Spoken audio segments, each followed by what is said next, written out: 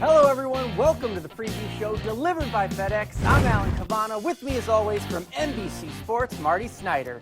Marty, you ready to head to Las Vegas? I am, man. I thought it was a fantastic Phoenix race. One of us, not named Alan, picked Kevin Harvick to win.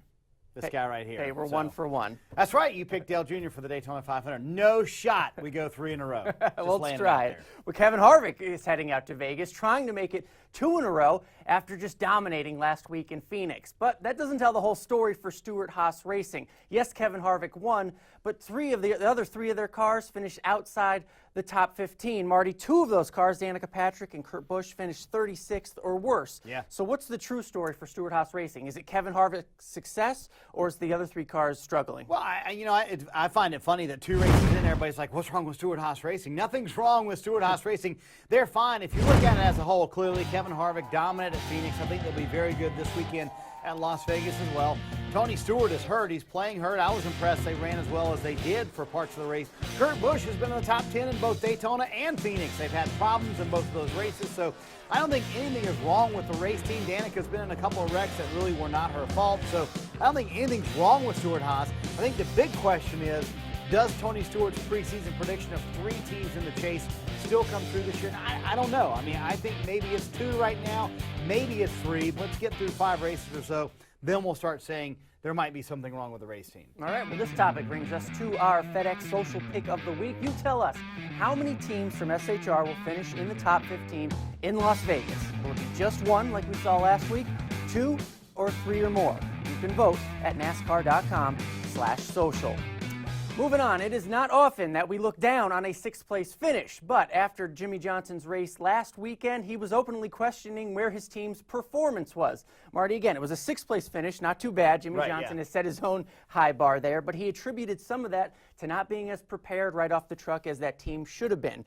This week in Las Vegas, all the teams get an extra day of testing. How vital will that be to teams like the 48? I think it's vital to everybody, just to compile the data. All the crew chiefs I talked to said that's the biggest thing is you want the data from all those laps that you can run. So I think the test, Alan, very critical for all these race teams, very critical to build the data, just to understand how these cars work. And it maybe is not information that will help them for the Vegas race necessarily, but it's something they can come back to the shops here in Charlotte and they can diagnose it, they can dissect that information, and then apply it to races going forward. I think that'll be the big key. But yes, the test day is critical for everybody. And honestly, I think it would have been good to have it at Phoenix, but with the Daytona turnaround, it makes it tough. I think it does make sense to have it here at Las Vegas. Good timing by NASCAR. All right. Also in Las Vegas will be the 2nd time the Sprint Cup Series heads out on the track for group qualifying.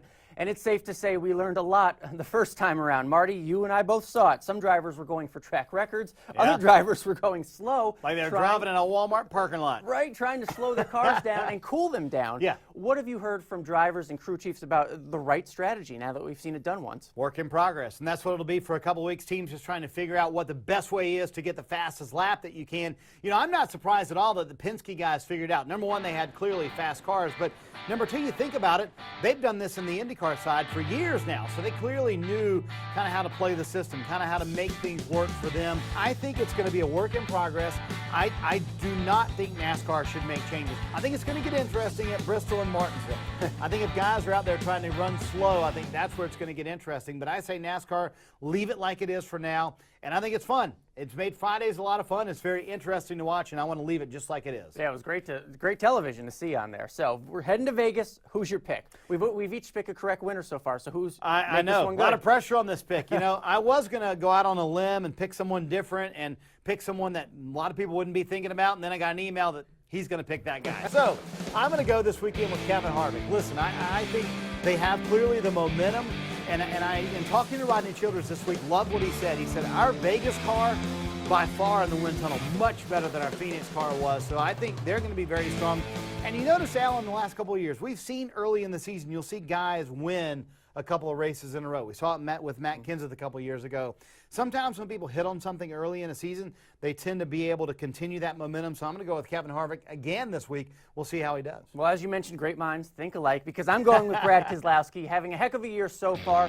Not the greatest record at Las Vegas. 3rd place last year, though, all after getting the pole in last year's race, and he's been running up front with his Penske teammate Joey Logano all year so far. When you talk about a team getting out of the box quick and maybe hitting on those setups. Team Penske has clearly done that, and it's time for Brad I Keselowski think to win. they have clearly gotten something right with this setup. They've clearly found something, and I think they'll be very strong. That's why I was going to pick them, but you beat me to it. All right, may the That's best man win. All right, thank you for joining us for the preview show delivered by FedEx. For Marty Snyder, I'm Alan Cavana.